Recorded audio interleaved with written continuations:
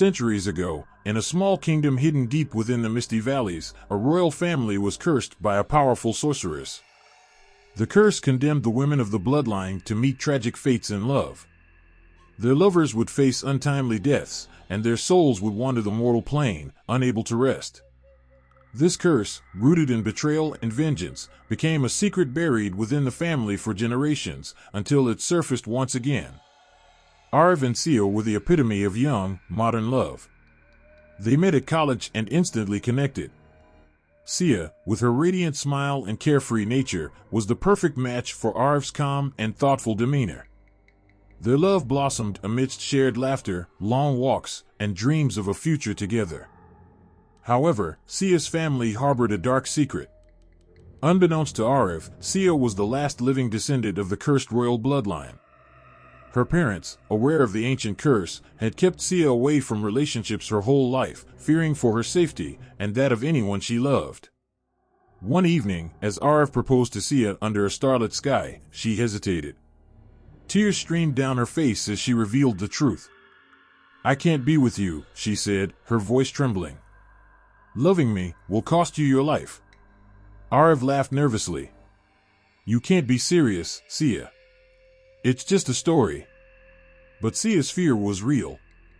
Before she could explain further, a sudden gust of wind extinguished the candles around them, and the sound of distant whispers echoed through the air. Determined to prove their love could conquer anything, Arv convinced Sia to stay with him. However, strange occurrences began to haunt them. At first, it was subtle, a shadowy figure glimpsed in mirrors, objects moving on their own. Then it grew sinister. Arv began having vivid nightmares of a woman screaming in agony, begging him to leave Sia before it was too late. One night, as they drove through a lonely stretch of road, their car lost control. Arv swerved to avoid a figure that appeared in the middle of the road, a woman in tattered clothes with glowing red eyes. The car crashed, but they miraculously survived. Arv knew then that this was no ordinary coincidence. Arv sought answers. He visited Sia's grandmother, the oldest living member of her family. At first, she refused to speak, but his persistence broke her silence. She recounted the tale of the curse, the sorceress who had been betrayed by the royal family and had sworn to destroy their happiness for eternity. She said, "The daughters of your lineage shall never know peace and love. If they dare to love, death shall follow. Many have tried to break the curse, but none have succeeded. And every attempt has come at a great cost." Arv refused to give up. "There must be a way to end this. Tell me what I need to do." The grandmother hesitated before revealing an ancient ritual that could break the curse. But it came with a warning. The ritual required him to confront the spirit of the sorceress in her realm of shadows, and failure would doom not just him but Sia as well. With Sia by his side, Arv embarked on a perilous journey to an ancient temple hidden deep in the mountains. The temple, overgrown with vines and shrouded in fog, was said to be the gateway to the sorceress's realm. They carried with them an amulet, a relic passed down through Sia's family, which was the key to entering the shadow world. Inside the temple, they performed the ritual as instructed. The ground beneath them trembled, and they were pulled into a vortex of swirling darkness. The realm of shadows was a desolate, nightmarish landscape.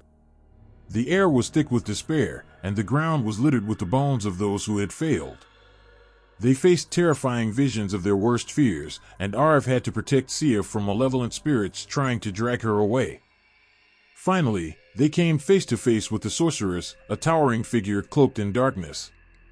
Her voice boomed, "You dare defy my curse? Love has no place here." Arv pleaded with the sorceress, trying to reason with her. "Your vengeance has taken enough lives. Let us end this cycle of pain." The sorceress laughed cruelly. "You think love can break what hatred has bound? Prove it." She presented.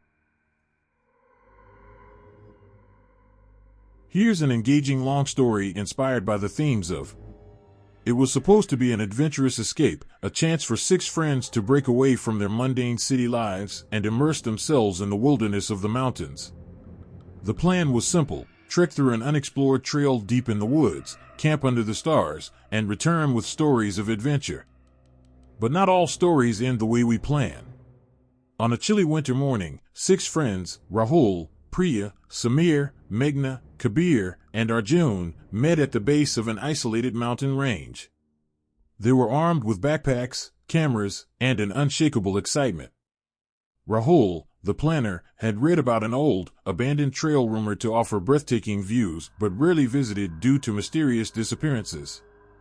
The others teased him about the urban legends, but he brushed them off as baseless tales. "We'll be fine," Rahul assured. "Stick together, follow the map, and we'll have the time of our lives." The first day was uneventful yet mesmerizing. They trekked through dense forests, capturing photographs of waterfalls and wildlife. The laughter and camaraderie filled the air, making the woods feel less ominous. By evening, they set up camp near a clearing. A small bonfire crackled as the group shared spooky stories. Meghna, the skeptic, rolled her eyes when Priya spoke about spirits haunting the forest. "They're just stories to scare off people," Meghna said confidently. "Nothing but folklore." But as the night deepened, strange sounds began to echo around them, soft whispers, rustling leaves, and distant cries. Samir laughed nervously. "Must be the wind, right?" The next morning, they discovered their food supplies scattered and partially eaten. Kabir, the prankster of the group, admitted nothing, though everyone suspected him.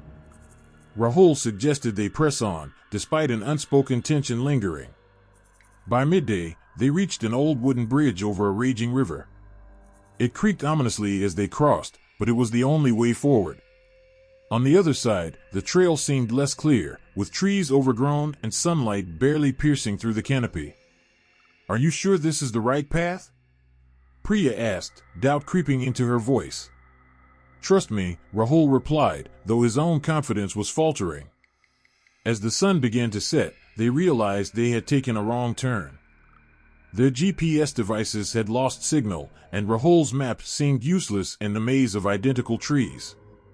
While retracing their steps, they noticed something chilling: footprints, fresh ones, leading back toward their camp.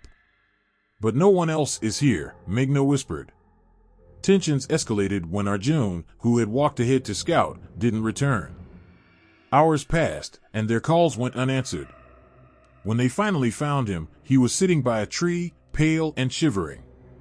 He muttered incoherently about a woman in white who had whispered his name. The group decided to stick together, but fear began to erode their unity. That night, eerie sounds returned, louder and closer. Kabir joked nervously, trying to lighten the mood, but even he couldn't shake off the feeling of being watched. Suddenly, a blood-curdling scream shattered the silence. They rushed toward the sound to find Priya missing from her tent.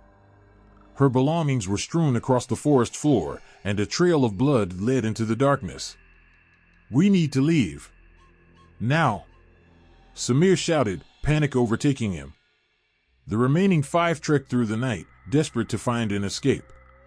But no matter how far they walked, they always seemed to return to the same clearing. It was as if the forest itself was trapping them. In their desperation, they stumbled upon a dilapidated cabin. Inside, they found an old journal filled with cryptic drawings and ramblings about sacrifices, curses, and vengeful spirits. The last entry read, 6 enter, but only 1 leaves. The realization hit them like a storm: this wasn't just a forest. It was a trap. One by one, the friends began to fall victim to the malevolent force. Meghna disappeared without a sound. Kabir, driven mad by whispers, ran into the darkness and never returned. Samir's desperate attempts to call for help only led him to an unseen death. By dawn, only Rahul remained. Exhausted and terrified, he found himself back at the wooden bridge. Across it stood the woman Arjun had described, her pale face emotionless, her white dress stained with blood. She raised her hand and pointed at him. Rahul ran, not knowing where he was going, only to stumble and fall into the raging river below.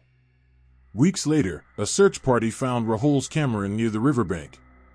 The footage revealed everything: how they laughed, how they got lost, and how they vanished one by one. But the last clip was the most chilling. It showed Rahul speaking to the camera, his face pale and haunted. If anyone finds this, don't come here. The forest, it doesn't let you leave.